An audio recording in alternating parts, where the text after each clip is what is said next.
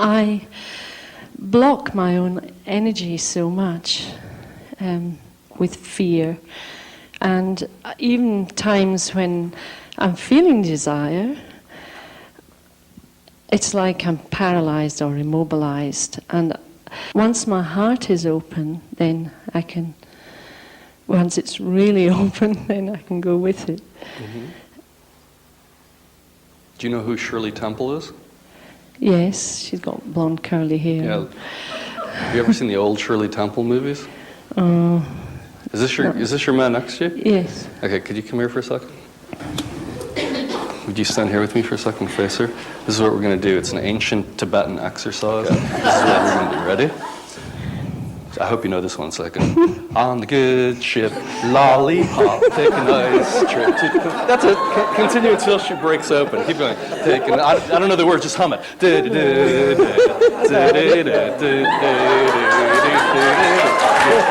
embrace it.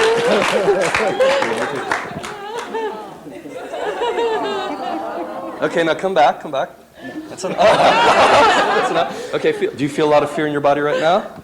No. Okay. So that's one, don't pass this esoteric secret on to too many people. It's been protected for thousands of years. But all she needs is some form of energy shift. So humor is one possibility. Another thing is to take her incredibly seriously. So she starts to get a little frozen up, and you just go like... Take her seriously, God. See? That's good. Are you afraid right now? Are you afraid right now? No. Okay, so there's another one. You got the good chip lollipop technique. You got the taking it seriously technique. The other technique that you could use, there's a zillion. I'm just helping you, because this is in your hands, obviously. She trusts you.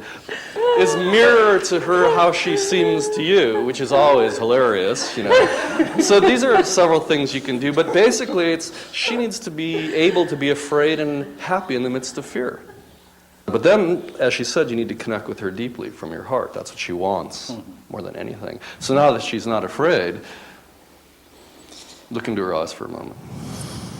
Maybe for 15 minutes a day, you just sit down and tell her how much you want to open her. And then maybe... You like that? Yes.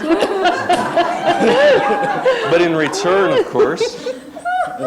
What do you feel would open him more than anything else for 15 minutes? You could say it, we're all adults. It ain't Shirley Temple. Well, you know him. Okay, so this is a dilemma. The image came up, but I don't want to say it because then I might have to do it. Hey, this is a pattern. That's how it goes. Yeah. If you would like him to, for 15 minutes, offer you his verbal desire, you must offer him. So what's the image that came up? Oh, God. No, I don't want to say it to your back. That's a good start.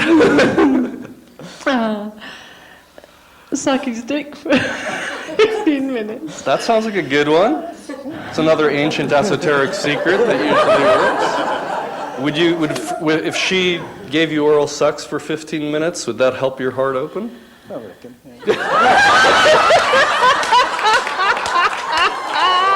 So here's the horrible practice that both of you don't want to do.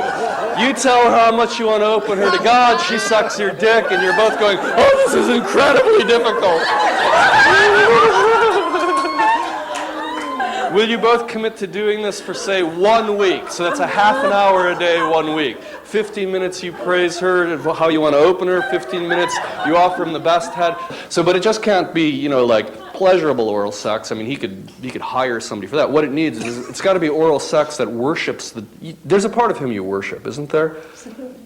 Worship him through oral sex. Worship him through everything. But in this case, worship him sexually in a way that his heart just opens and he weeps from your depth of devotion.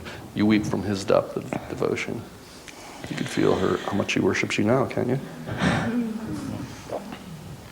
I feel like I'm only at the beginning of the road, and it feels really exciting to continue going down this road. It's interesting because it felt so timely for us. And it has proved in all our work with other people to be so timely for so many people. It's almost as if David and this teaching have come just at the right time when many of us were banging up against a threshold we didn't even know we were banging up against. For example, I knew exactly what I wanted from him, but I could only articulate it from a feminine kind of frustrated place. And That's the last thing to get me to respond positively. yes. So when I read the first book of David's Way of the Superior Man, I realized, oh my God, this guy is saying in men's language what I'm trying to get across. I wonder what's going to happen if I give Alan this book. And all the way through, it's been this amazing thing that a man can tell something to a man in a way he can hear it, and then I get the fruits of it. You know, but for me trying to correct or direct him, it just creates a bad energy. It just creates the magnets going the wrong way. So it's also a huge relief for me. I feel so much more relaxed in myself having this in right alignment. Which are you going to acquiesce to? The deepest possible yearning of your heart, or a preference? Are you going to acquiesce to the deepest consciousness you can offer, the deepest truth you can offer, or are you going to put up a front to make people happy, to make yourself happy in a more superficial way? And the capacity to sustain that depth is what I have learned the most from in my practices and from my teachers and those who love me, is sustaining that depth of love and practice in the midst of, I think, some pretty difficult moments.